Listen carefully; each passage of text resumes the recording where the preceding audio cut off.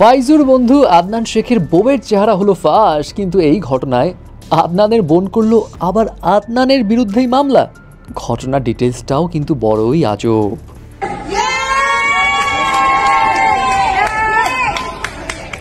যা সব নারীরা তৃপ্তির উপর এভাবে চটলো কেন? কাহিনী আছে এবং তৃপ্তি আসলেই বড়ভাবে ফাঁসতে যাচ্ছে। অপরদিকে জাহ্নবী কাপুর কি এখন চেষ্টা করছে কিম কার্দাশিয়ান হতে? কানের দুলের দাম শুনে হতবাক নেটিজনরা। বাট আয়েশা খান আবার কি হতে যাচ্ছে? এটা কোন লেভেলে নাচ দেখালো সে? প্রথমে আসি ফাইজুর কাছে। ফাইজুর বন্ধু আদনান শেখের বিয়ে হয়ে গেল, কিন্তু সেই বিয়ের অনুষ্ঠানে একবারও কিন্তু কনের মুখ দেখা গেল না।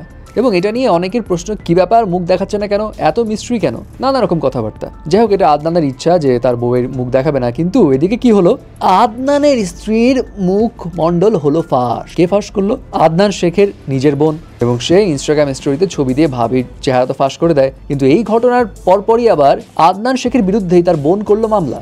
রিজনটা কি? রিজন হচ্ছে আদনান শেখ চায়নি যে তার স্ত্রীর চেহারা মিডিয়ার কেউ দেখুক। তো এখন আদনানের বোন যেহেতু এই কাজ করে ফেলেছে তার ইচ্ছার বিরুদ্ধে, তো আদনান এটা সহ্য করতে পারেনি এবং সে তার বোনকে চটাস করে একটা বসিয়ে দেয়। এবং তার বোন গিয়ে পরবর্তীতে মামলা করে যে আমার ভাই আমাকে ধুরুম ধুরুম দিয়েছে। তো এখন এটাই হচ্ছে রিজন, এক ভাবির চেহারায় ভাই এবং বোনের মধ্যে দ্বন্দ্ব।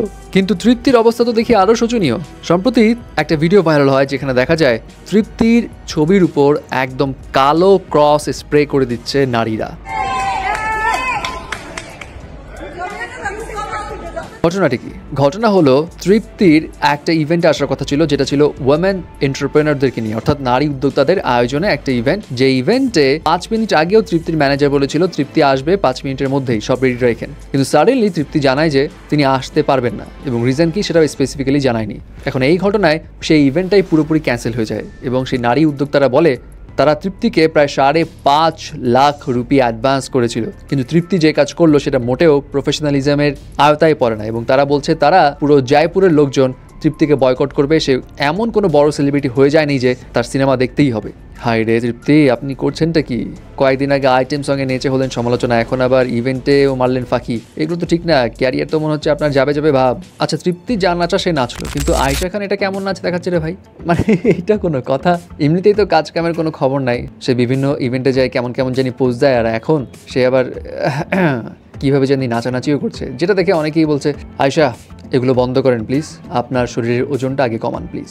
যাই হোক বাবা, জাহ্নবীর কাছেই আসি। জাহ্নবী কাপুর আইফা অ্যাওয়ার্ডসে 8 কোটি রুপির নেকলেস পরে তো তাক লাগিয়ে দিয়েছিল, কিন্তু এবার আরেকটা ফটোশুটে দেখা যায় সে একদম হা হয়ে যাওয়া দামের কানের দুল পরেছে।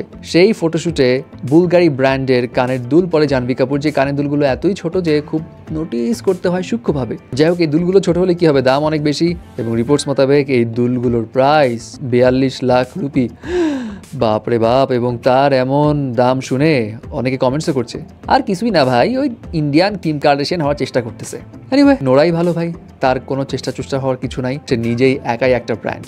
এবং নোরা ফাতেহি আসলেই মানে অন্য রকমের সৌন্দর্য কিন্তু তার ভিতরে। এবং তার এই ভিডিওতে দেখা যাচ্ছে দুবাইতে, অর্থাৎ তার ফেভারিট প্লেসে নোরা ফাতেহি সুন্দর মতো কিছু রিলস বানাচ্ছে, যে রিলসের ভিডিও দেখে অনেক যুবকেরাই আবার ক্রাশ খেয়ে উঠেছে তার উপর।